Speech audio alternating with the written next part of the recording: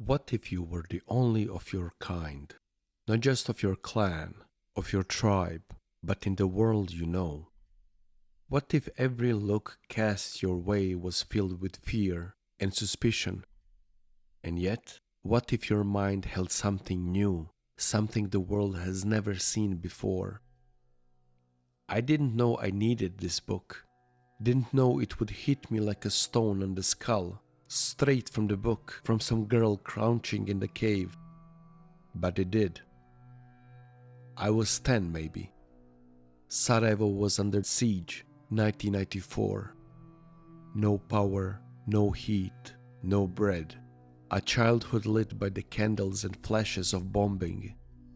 Some UN official was storing the wreckage, and the enemy, bless their PR department, wanted to show their humanitarian side, so they flipped the switch.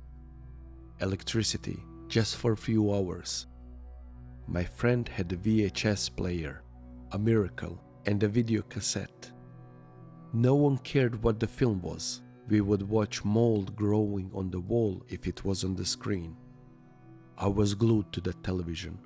I didn't blink, didn't breathe. A girl alone, a strange-looking people speaking with their hands. It was as if I crawled out of that cave too, of the siege, of the war, of the aggression.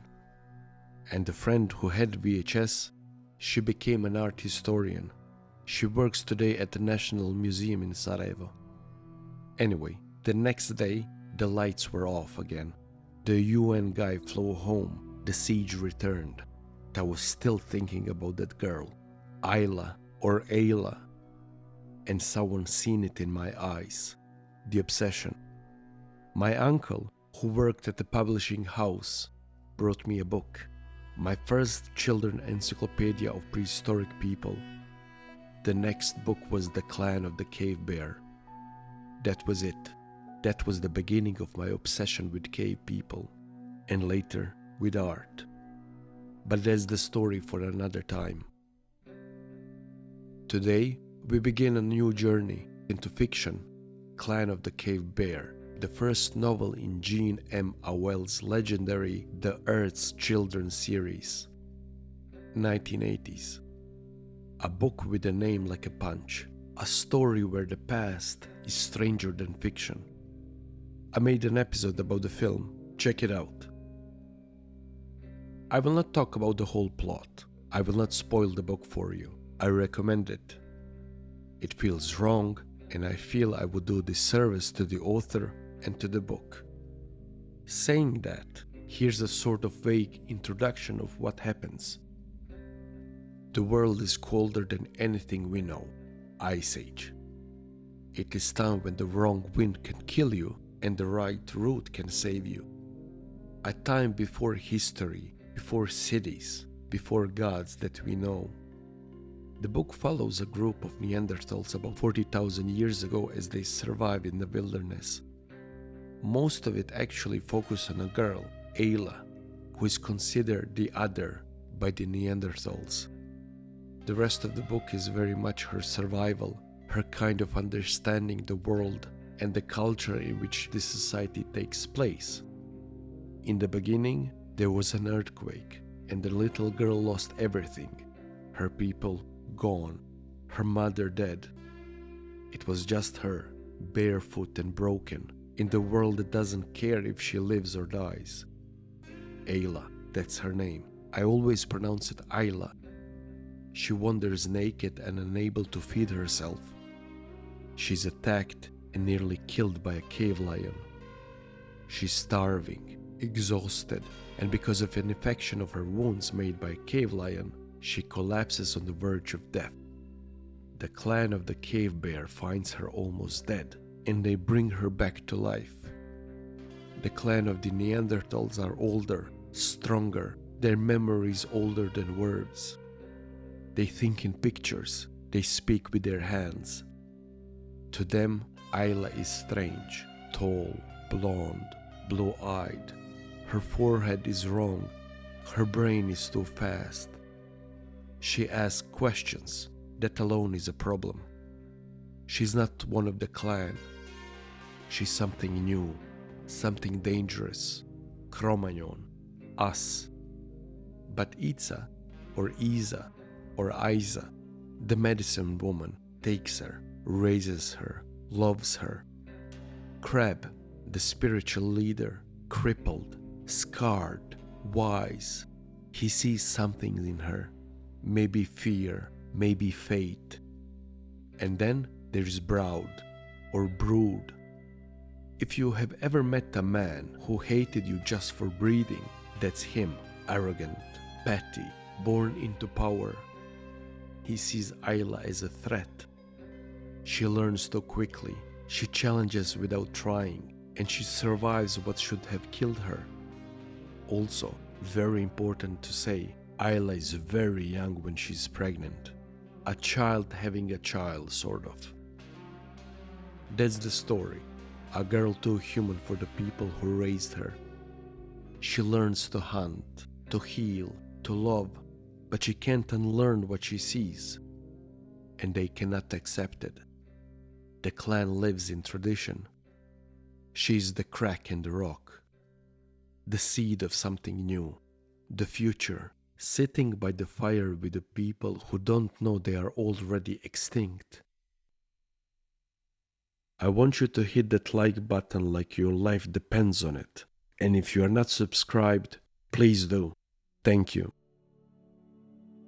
Auel tells this story slowly. There's a rhythm to it, like a drum beat echoing in a cave.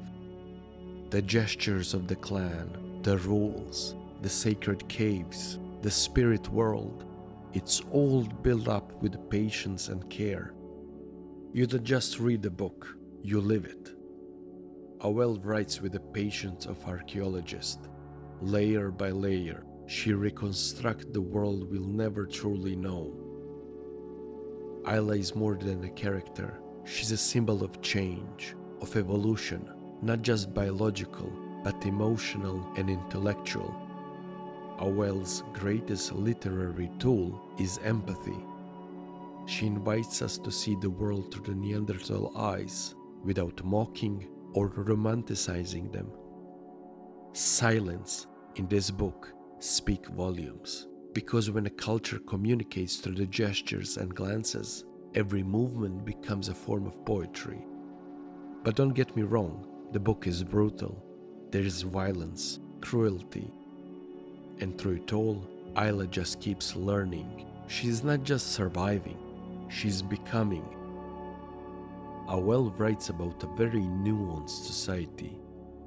You have these societal controls over what women should do. There's obviously zero equality. Women are very much the property of their men. Let's talk facts now. Neanderthals weren't dumb brutes, no matter what some 19th century armchair anthropologists have decided. They buried their dead, they made tools. They survived the Ice Age Europe for hundreds of thousands of years, longer than us.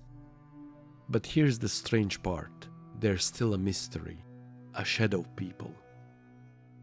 Auel took the science of her time, late 70s and early 80s, and built the world from it. Like a magician with a mammoth bone wand, she added imagination where the fossils do not have anything. The gestures, plausible. Medicine, grounded in ethnobotany. The spiritual life, speculative, but not far-fetched. Ayla is Cro-Magnon girl, anatomically modern human, living with the Neanderthals. That part was a stretch in the 70s and 80s. They didn't know if it really happened like that. But now we know we met, we interbred. If you have ancestors from Europe and Asia, you probably carry a little of them in your blood. So what's real? The fire, the cold, the hunger, the love, the fear. That part, what it meant to be human, at the edge of extinction, that's not just science, that's poetic truth. This book is not just about the Neanderthals of people living 30, 40,000 years ago. It's about us, about what it meant to be different. to grow up among the people who don't understand you, who fear what you might become. Ayla could be anyone, an immigrant child, an orphan, a girl in this world born in the wrong time, the wrong place, the wrong body. She learns to speak a language that isn't hers. She learns to survive in a culture that doesn't want her, and still she refuses to vanish. We are still trying to understand what it means to be human. We are still trying to balance tradition and change. We are still learning how to live with the past without letting it bury us.